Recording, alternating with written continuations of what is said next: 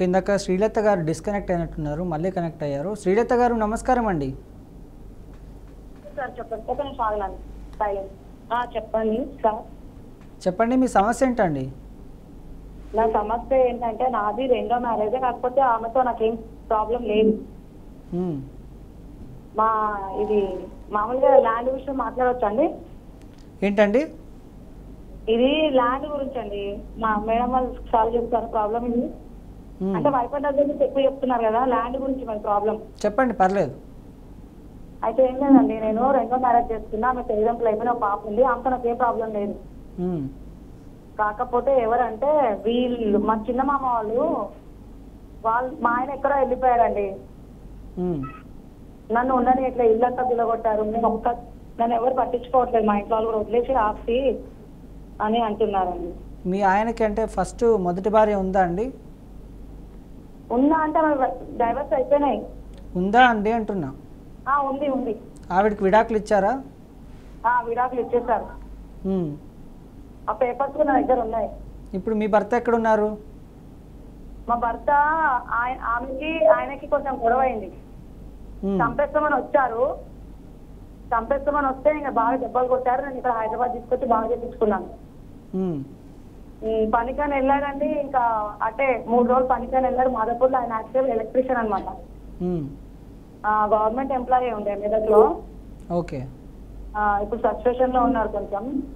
ఆయన మాత్రం మొత్తానికి లేరండి. మా చిన్న మామ వాళ్ళు ఆయనకి పిల్లలు లేరు. హలో, వినిపిస్తుందండి, చెప్పండి. మా చిన్న మామకి పిల్లలు లేరండి. మా ఆయన వాళ్ళు 3.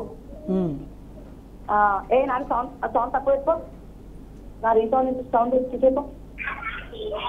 అయితే యాక్చువల్గా అయితే వాళ్ళు ఏమి మామూలుగా ఇట్లా అడాప్ట్ చేసుకోలేదండి. మామూలుగా తెచ్చుకున్నారు. మా మరిదిలోకి ఇద్దామని తెచ్చుకున్నారు. వాళ్ళ తర్వాత ఇవ్వలేదు, వేరే వాళ్ళకి పెళ్లి చేసుకున్నారు. వీళ్ళు 3 తాతలు. ఒక తాత పిల్లలు లేకపోతే ఆ ఇంట్లో మేము ఉంటున్నాం. ఇప్పుడు ఆ ఇల్లు మాది. అది మా ఆయనకి ఇచ్చారు, కాకపోతే రాతపూర్వం వేయలేరు. కానీ ఏ విధంగా అయినా సరే మా మరిదిని చంపేశారండి. ఆస్తి విషయంలో గొడవ అయింది. ఎవరిని?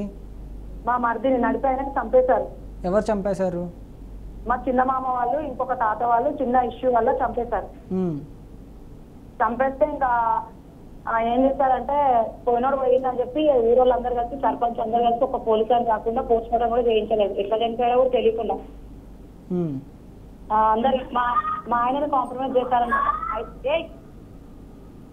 5 లక్షలు వస్తాయి. ఎందుకంటే నామిని మా మరిది మా మామ పేరు పెట్టారు. ఎందుకంటే మా మరిదిని ఆయన పెంచుకున్నారు, పిల్లలు లేరు కాబట్టి. మీ మరిదిని ఎవరు తెచ్చుకున్నారు? మా చిన్న మామ, మా మామ వాళ్ళ తమ్ముడు. ఓకే. ఇప్పుడు ఏ విధంగా చూసినా కూడా ఆస్తి మొత్తము ఇప్పుడు మా చిన్న తాత అయినా సరే ఏ విధంగా చూసినా ఇప్పుడు రక్త సంబంధానికి వెళ్తుందా లేకపోతే పెంచుకున్న వాళ్ళకి వెళ్తుందా అండి తాతల ఆస్తి? చూడండి, తాతల ఆస్తి అందరికీ సమానమైన హక్కు. ఒకవేళ ఆ తాతల ఆస్తి అయి ఉంటే మాత్రం ప్రతి ఒక్కరికి ఈక్వల్ గా పార్ట్స్ వస్తాయి. ఎవరి షేర్ వాళ్ళకు ఉంటుంది. ఒక నిమిషం ఉంటాను. నేను చెప్పేది ఏంటంటే వాళ్ళు మా చిన్నంత వాళ్ళకి ఎటువంటి సంబంధం లేదు. మా చిన్నంత వాళ్ళ తమ్ముని పిల్లలకి ఎటువంటి సంబంధం లేదు కదండి మా ఆస్తి. ఇప్పుడు తాతల ఆస్తి అందరికీ సంబంధమేనండి. అయ్యో, మా చిన్న మామకి కట్ల వచ్చే పిల్లలు లేరండి. లేకపోతే ఏంటండి? అడాప్ట్ అంటే రియల్ రాతపూర్వంగా అడాప్ట్ చేసుకోవాలి. జస్ట్ తెచ్చుకున్నారు అంతే, పెంచుకున్నారు. ఓకే. ఎవరు మీ చిన్న మామని అడాప్ట్ చేసుకున్న వాళ్ళు సొంత పిల్లలు కాదా? లేదండి, లేదు, అడాప్ట్ చేసుకోలేదు. జస్ట్ మా మరిదికి ఇద్దామని తీసుకున్నారు. మా మరిది చచ్చిపోయారు. ఎందుకు వస్తున్నా? అయితే వాళ్ళు నేనేమంటానంటే ఇప్పుడు మా ఆయన వాళ్ళు కదా ఇంట్లో పుట్టినోళ్ళు, మా మరిది, మా ఆయన, ఇంకో మరిది, చనిపోయిన మరిది, మొత్తం కదా రక్త సంబంధులు. వాళ్ళు మా చిన్నంత వాళ్ళ తమ్ముడు వాళ్ళకి పిల్లలకి ఏం సంబంధం ఉంటుంది అని అడుగుతున్నాను. ఉంటుందా అలాగా అని అడుగుతున్నాను. అవునండి. ఇప్పుడు ఒకవేళ అది సొంతంగా సంపాదించుకున్న ఆస్తి కాదు, తాతల ఆస్తి అని మీరే చెప్తున్నారు. తాతల ఆస్తి అంటే అందరికీ హక్కే. ఓకేనా? అందరికి హక్కు ఉంటుంది. వాళ్ళకి తాత కాదండి, వీళ్ళకి తాత అవుతారు. మా ఆయన వాళ్ళకు ఎటువంటి రక్త సంబంధం లేదండి. తాత కాదు వాళ్ళకి. ఎందుకు కాదు? మీరే అంటారు. ఇప్పుడు మీ మామ వాళ్ళ సొంత తమ్ముడు కాదు ఆయన? ఆయనకి పిల్లలు లేరండి. మా మామ ఉన్నారా? మా చిన్న మామ వాళ్ళ పెళ్ళం వాళ్ళ తమ్ముడి పిల్లలకి ఏమన్నా సంబంధం ఉందా అని అడుగుతున్నాను. చూడండి, సంబంధం లేదు. ఓకే, సో వాళ్ళకి ఆస్తి పోదు. ఇప్పుడు మీకే ఆస్తి వస్తుంది, అది ఓకే, మీకే ఆస్తి వస్తుంది. అయితే దాన్ని మీరు క్వశ్చన్ చేయాలి అంటే ఎవరికి ఎంత ఆస్తి, ఎవరికి ఎంత పాలు పోవాలి అని కనుక డిసైడ్ చేయాలి అంటే మీరు కాదు డిసైడ్ చేసేది. కోర్టులో పార్టీషన్ సూట్ అయ్యాల్సి ఉంటుంది. నాకు చదువులేదు మేడం, ఎవరిని మా ఆయన లేరు, నన్ను అక్కడ ఉండనిస్తలేరు, ఇల్లంతా నాకు బాబు ఉన్నారు, 5 years బాబు ఉన్నాను, వాటి కోసం ఈ తండ్రి. అయితే బేసికల్ ఏంటంటే మీకు 100% మీరు ఆ ఇంట్లో ఉండడానికి మీకు హక్కు ఉంది, అంటే రైట్ టు రిసైడ్ ఉంది. మీరు ఆ ఇంట్లో ఉండే హక్కు ఖచ్చితంగా ఉంది. ఒకవేళ వాళ్ళు వెళ్ళిపోమన్నా కూడా మీరు కేసు అనేది పెట్టుకోవచ్చు, మీకు అధికారం ఉంది, ఆ రైట్ ఉంది. ఎందుకంటే మీ హస్బెండ్ ఇంకా ఉన్నారు. పోలీస్ కేసు పెట్టండి. పోలీసులు కూడా పట్టుకోవట్లేదు. నువ్వు ఫస్ట్ వైపు కాదు ఫొటోస్ అనేది ఏమో అంటే పెళ్లి చేసుకున్న వెంటనే ఫొటోస్ మొత్తం అందులో ఉన్నాయండి, ఎందులో ఫోన్ లో ఉన్నాయి. నేను రిజిస్టర్ మ్యారేజ్ చేసుకున్నాను మా ఇంట్లో వద్దానంగా. ఇంకేందండి మీకు ఇప్పుడు మీ దగ్గర అన్నిటికంటే ఇంపార్టెంట్ రిజిస్ట్రేషన్ ఆఫ్ మ్యారేజ్ ఉన్న తర్వాత సర్టిఫికేట్ ఒకటి సరిపోతుంది. ఇప్పుడు ఫస్ట్ వైఫ్ సెకండ్ వైఫ్ పక్క పెడితే ఫస్ట్ వైఫ్ విడాకులు అయిపోయిన తర్వాత మీరు పెళ్లి చేసుకున్నారు కాబట్టి మీది పెళ్ళే. ఇంకోటి రిజిస్టర్డ్ ఉంది కాబట్టి ఇంకా మీకు ఏ టెన్షన్ లేదు, ఫోటోలు కూడా అవసరం లేదు, మ్యారేజ్ సర్టిఫికేట్ చూపిస్తే సరిపోతుంది. పోలీసులు కానీ ఎవరైనా క్వశ్చన్ చేస్తే నేను లీగల్ వైఫ్ అని చూపియండి అండ్ కేసు తీసుకోమండు. మీరు ఉమెన్ చూడండి, ఇప్పుడు ఉమెన్ పోలీస్ స్టేషన్కి వెళ్ళి కంప్లైంట్ చేయండి. నేను పాపన్నపేట పోలీస్ స్టేషన్ లో ఇచ్చానండి, ఉల్టా మాట్లాడుతున్నారు నాకు అసలు వాళ్ళు. ఒకవేళ మనకు ఉల్టా మాట్లాడితే వెళ్ళి ఎస్పీకి కంప్లైంట్ చేయండి.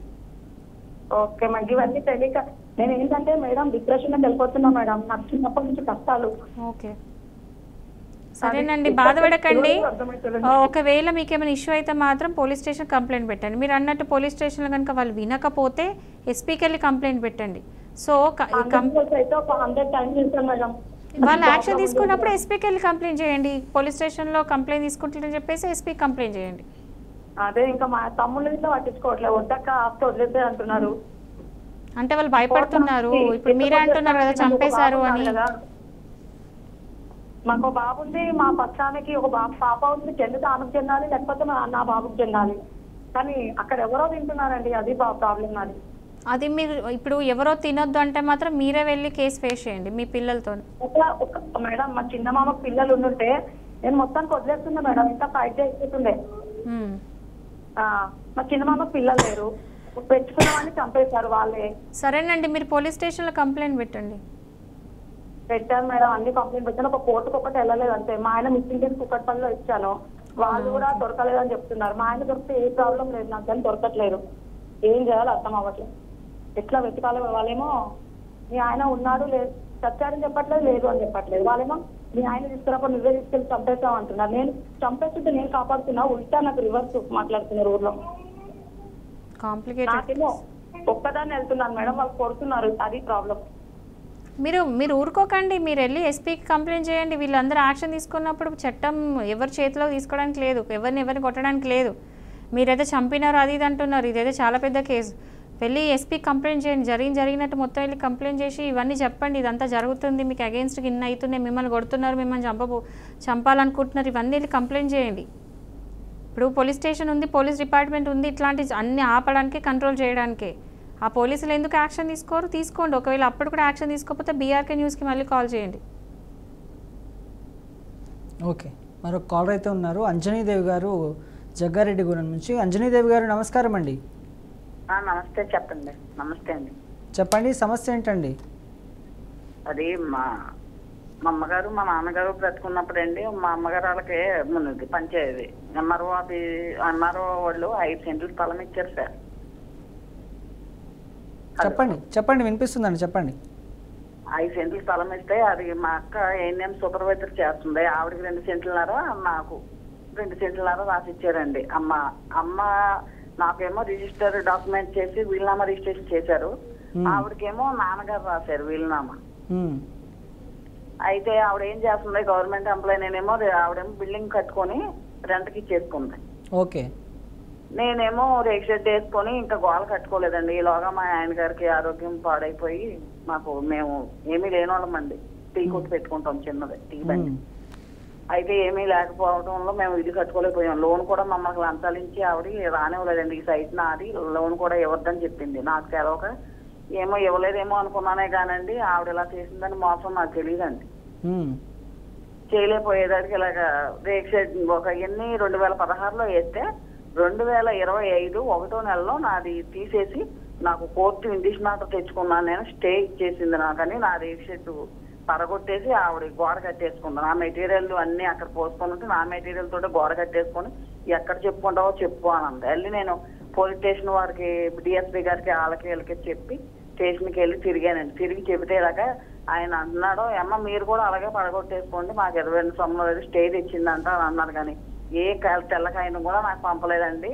కోర్టు నుంచి మరి ఇలా చేశారు కదా, మీకు అన్యాయం కదండి, నేను పిల్లలకి వెళ్తాను, ఆడపిల్లలు నాకు ఏమీ ఆధారం లేదు, ఎవరు పడితే వాళ్ళు లంచాలు అడుగుతున్నారు, డబ్బులు అడుగుతున్నారు, అయ్యా ఇది మీకు బాగానే ఉందంటారా? నాకైతే చాలా బాధాకరంగా ఉంది. నేను ఇప్పుడు మొగుడు చనిపోయి నేను ఉంటే కడుపు మీద కుట్టినట్టు ఆవిడ చేసింది, నేనేం చేయను అయ్యా అంటే మేమేమి చేయలేమమ్మా అని ఎస్ఐ గారును డిఎస్పీ గారు పంపించేశారండి నన్ను. సో మీ పేపర్స్ మీ దగ్గర ఏవైతే వీల్నామాలు ఉన్నాయో అవి ఒకసారి వాట్సాప్లో పెట్టండి. మీ దగ్గర ఒకవేళ స్మార్ట్ ఫోన్ అవైలబుల్ ఉంటే మాత్రం ఒకసారి మీకు ఏదైతే నెంబర్ ఉందో ఆ నెంబర్కి వాట్సాప్ చేసి పెట్టండి. ఆ డాక్యుమెంట్స్ చూసిన తర్వాత వీల్నామా ఎవరిది వ్యాలిడ్ డాక్యుమెంటో చూస్తే దాన్ని బట్టి నేను మీకు చెప్పగలుగుతా సజెషన్. ఎందుకంటే మీరే అంటున్నారు మీకు ఆ డాక్యుమెంట్లు ఎందుకు ఉందో తెలియదు, ఎందుకు మీ ఆ పర్సన్ ఎందుకు తీసుకున్నారు అనేది మీ డాక్యుమెంట్ చూస్తే నేను చెప్పగలుగుతా. ఈవెన్ కోర్టు నుంచి కూడా ఎట్లాంటి ఏం జడ్జిమెంట్ వచ్చిందో ఆ జడ్జిమెంట్ కాపీ కూడా ఒకసారి పెట్టండి. సో దాన్ని బట్టి నేను మీకు సజెస్ట్ చేయగలుగుతాను. మేడం గారు మీరు కోర్టుకి కానీ ఏదైనా సబ్మిట్ చేయగలరా?